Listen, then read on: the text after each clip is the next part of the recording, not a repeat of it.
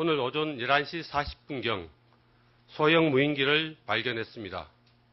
확인 결과 최근 파주에서 발견한 하늘색 계열 삼각형 모양의 소형 무인기와 동일한 기종이었음을 확인했습니다. 저희가 준비한 첫 번째 뉴스요. 무인 항공기 이야기입니다. 반년 전에 삼척에 추락했다. 저희가 알기로는 최근에 2대 파주에서 백령도에서 각각 한 대가 발견된 걸로 알고 있는데, 근데 반년 전에 또 있었다니요? 예. 오늘 오전에 네. 그 발견을 한 건데, 네. 실제로는 신만위가 네. 지난해 10월 4일에 네. 그 산 중턱에서 그러한 비행 물체를 발견을 했는데, 당시에만 해도 이것이 북한에서 보낸 네. 것인지 전혀 알 수가 없었기 때문에. 뭔지 몰랐군요. 예, 아무래도 지금 화면에, 예. 저 옆에 화면에 나오는데, 그때 당시에 볼 때까지 해도 동호인이 하다가 이제 이거를 아무래도 떨어뜨린 것으로 생각을 네. 했기 때문에 네. 전혀 신고를 안 했지만은 이번에 파주 네. 그리고 백령도에서 나온 네. 사진을 보니까 너무나 그때 자기가 봤던 거하고 비슷하니까 네. 네. 하늘색이고 그리고 당시에 있었던 동체 특히 파주 거하고 너무 비슷하니까 3일 전에 예. 군 당국에 신고를 했습니다. 그래서 오늘 아침 오전에 드디어 확인을 했습니다. 지금 백령도에서 발견된 무인 항공기, 예. 파주에서 발견된 무인 항공기 각각 두 종류를 저희가 봤지 않습니까? 예. 근데 이번에 삼척에서 발견된 거는 파주 거하고 비슷하다. 그런 그렇습니다. 얘기인가요? 예. 저희가 그 그림을 하나 준비를 했는데 실제로 보면서 한번 자세히 설명을 좀 해주시죠. 예.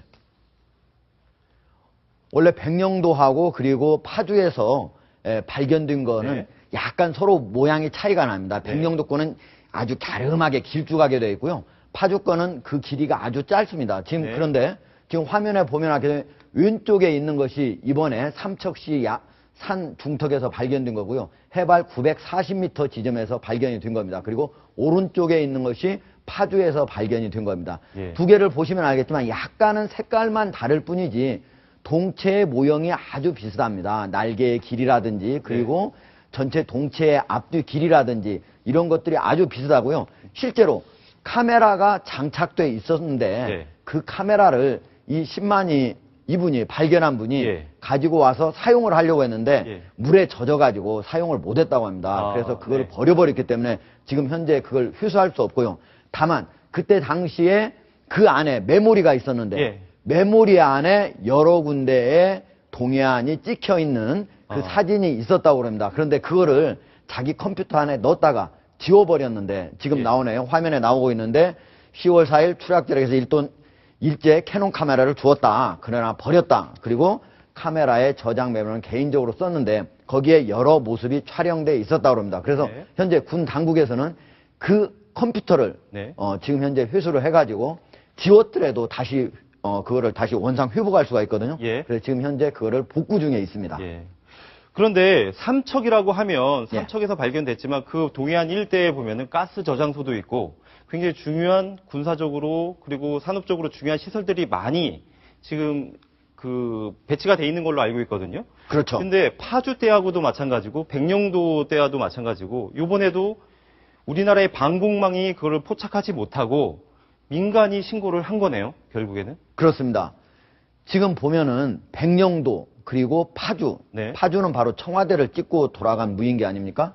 그 다음에 바로 이번에 삼척, 네. 여기까지 한마디로 말해서 서해부터 동해까지 군사 분계선부터 내려와서 보통 100여 킬로미터까지 네. 날아와서 남한의 이 전방 지역을 모두 샅샅이 뒤지고 그거를 찍어가지고 갔다 이렇게 볼 수가 있습니다. 특히 파주 것은 지금까지 보면은 거기에 낙하산이 달려있는데 내려올 때는 낙하산을 사용하지 않습니까? 그런데 그 낙하산이 8번 이상 지금 현재 10번까지 사용한 걸로 추정이 되고 있는데 그렇게 사용한 것으로 봐서 무인기 한 대가 네. 여러 차례 했을 것이다. 그리고 무인기가 현재 북한이 보유한 무인기가 수십 대에 이를 것이다. 이렇게 군 당국이 추정을 하고 있거든요. 네. 따라서 이미 지난해부터 남한 지역의 전방 지역을 샅샅이 훑고 다녔다. 우리 지역의 군부대뿐만 아니고 정유시설 그리고 주요한 모든 시설을 아마도 찍어가지고 가지 않았을까 이렇게 예상을 하고 있습니다. 결국에는 동서가 다 뚫린 셈이 돼버렸는데 그렇습니다. 어제 북한이 처음으로 무인 항공기에 대해서 언급을 했지 않습니까? 예. 저희가 그 영상을 준비했는데 영상을 먼저 보시겠습니다. 정체불명의 무인기가 청와대와 경복궁 일대를 포함한 서울 도심을 자유자재로 날아다니고 오도맞고 있는 백령도 상공에까지 누비고 유유히 비행했다며 수도권 방공망이 통째로 뚫린 셈이다. 가뜩이나 땅바닥으로 떨어진 괴뢰들의 체면을 더 구겨박아 놓았다. 영상을 자세히 들어보시면 북한이 무인 항공기를 언급을 하면서도 자기네들이 날린 게 아니다, 날린 거다 이런 류의 말을 하지는 않았습니다. 예. 굳이 그러면서 언급한 이유는 뭡니까? 제가 보기에는 남한에 사실은 언론들이 해야 할 일을 처음으로 북한에서 공식적으로 정부 당국이 한 얘기인데요. 처음으로 한번 옳은 소리를 한번 한 것 같습니다. 네. 제가 보기엔 우리 정체불명이라고 했지만 네. 우리 군 당국에서 이미 북한 것으로 네. 이미 거의 확정적으로 이미 발표를 한 사안이고, 그리고 청와대와 경복궁 일대를 포함한 서울 도심을 자유자재로 날아다니고 모두 맞는 얘기입니다. 그리고 수도권 방공망이 통째로 뚫렸다. 네. 이 얘기 모두 맞는 얘기입니다. 네. 1,000만 원, 저거 무인 항공기 만드는데 1,000만 원에서 한 2천만 원 정도 든다는데, 네. 우리가 지금 현재 저런 북한에서 미사일, 그리고 저런 전투기 또는 저런 무인 항공기, 네. 이런 것들을 탐지하기 위해서 글로벌 호크 네. 한 대가 2천억 원 정도 합니다. 네. 엄청나게 많은 돈을 들여가지고 여러 가지 방공망을 현재 수립 중에 있지만은 북한의 이런 1, 2천만 원짜리에도 지금 뚫리고 있다는 사실, 군 당국이 제대로 알고 대응을 해야 할 것으로 보입니다. 사실 유인기뿐만이 아니라 무인기도 다른 나라의 영토, 영해, 영공을 진입하려면 허가가 있어야 되잖아요. 당연하죠. 근데 이런 식으로 만약에 허가 없이 그냥 무인기를 날리면 국제 민간 항공 협약 그걸 위반한 거 아닙니까? 민간 항공 협약을 위반한 것뿐만 아니고요. 네. 이거는 남의 나라 영공을 침범한 행위여서 예. 군사적인 침략에 해당합니다. 네. 우리가 국제 기구를 통해서 항의를 할 수 있는 것은 물론이고, 네.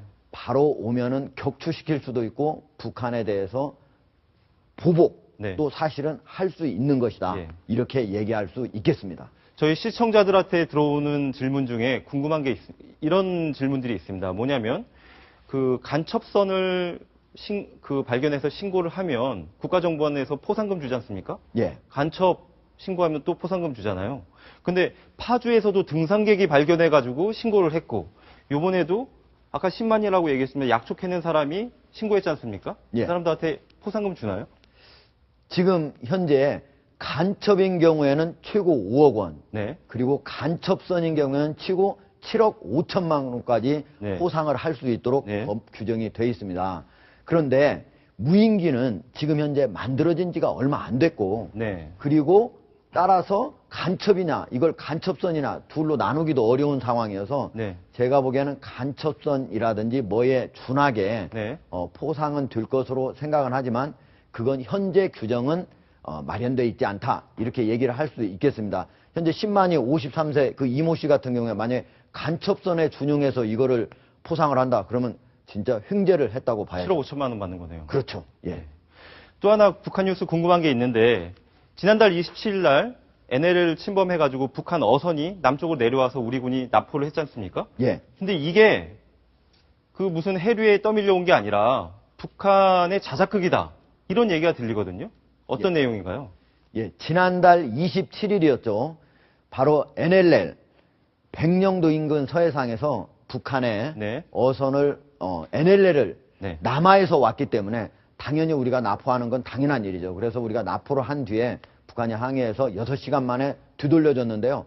북한은 그 이후에 바로 노동신문이라든지 조선중앙통신을 통해 가지고 네. 남한에서 뭐 고문을 했다, 학대를 했다, 이런 얘기를 하면서 여러 차례 지금 현재 기자회견을 통해서 남한 당국을 집중적으로 비난을 하고 있습니다. 네. 그런데 나중에 알고 보니까 그 배에는 전혀 고기가 하나도 잡혀 있지 않더라고 그럽니다. 아, 따라서 어선인데 예, 전혀 고기 잡은 흔적이 없다고요. 그렇죠. 그러니까 어선이라면은 고기를 잡다가 그 어군을 따라오다 보면은 네. 잘못해가지고 조금 더 많은 고기를 잡다 네. 보면은 이게 좀 침범을 하게 되는 거거든요. 네. 우리 어선도 NLL을 침범할 때 대개 그런 식으로 해서 침범을 하게 됩니다. 그래서 NLL 부근에 우리의 바로 경비선이 항상 지키고 네. 있어가지고 더 이상 못 오게 이렇게 경고 얘기를 하는데요. 이번 같은 경우에 만약에 그랬다면은 당연히 고기가 있어야 되는데 고기가 전혀 없었다는 겁니다. 따라서 이거는 우리를 떠보기 위한 거 아니냐. 그리고 도발을 하기 위한 어떤 계기로 삼기 위해서 한 거 아니냐. 이렇게 정부 당국은 판단을 하고 있습니다. 그리고 지난달, 얼마 전에 여수 앞바다 거문도 쪽에서 그 북한 선원들이 그 침몰한 배에 있어가지고 저희 군이 그 구조를 했지 않습니까? 예. 근데 그게 오늘 돌아간다라는 얘기가 들리던데 실제로 예. 돌아갔습니까? 예. 오늘 오후 2시에 판문점을 통해서 네. 3명, 생존자가 3명이었죠. 네. 그리고 사체가 2구였는데 네. 생존자 3명과 함께 사체도 모두 북측에 인도를 했습니다. 네. 지금 판문점 영상이 나오고 있네요. 예. 지금 현재 판문점을 통해서 시신을 북측에 인도하는 장면이 화면으로 나오고 있습니다.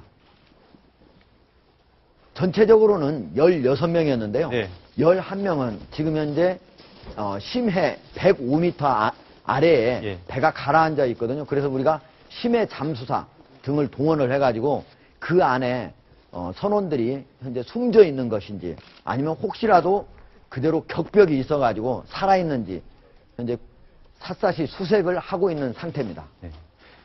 그 북한 뉴스는 여수에서 침몰된 선원들이 오늘 판문점을 통해서 북한으로 넘어갔다는 소식까지 들었는데요. 이 무인 항공기가 저희도 모르는 사이, 그리고 특히 군의 방공망을 뚫고선 서 양쪽이 모두 뚫린 채 이렇게 자유롭게 남한에 와가지고선 주요 군사시설들을 전부 다 찍어가고 있다는 것, 결코 가볍게 지나쳐서는 안 될 문제인 것 같습니다. 북한 그리고요. 뉴스는, 예. 우리가 그 북한하고 우리가 보통 얘기할 때 항상 군에서 북한은 우리 GDP의 인구는 절반 좀 넘지 않습니까? 그리고 GDP는 거의 30, 40분, 37분의 1 정도뿐이 안 된다고 해서 사실은 우리 국민들이 좀 간과하는 측면이 있는데 북한이 3가지가 우리보다 아주 강합니다. 이번에도 보였듯이 무인기 강하고요. 그 다음에 핵 강하고 그 다음 미사일이 강합니다. 네. 이 3가지는 모두 언제든지 동원하면은 우리 전체 남한 국토를 초토화시킬 수 있는 그런 무기다. 예. 그래서 우리가 반드시 이 분야에 있어서도 우리가 북한을 압도할 수 있도록 네. 만반의 준비를 해야 되겠다. 그런 생각을 합니다. 예, 좋은 지적 감사합니다.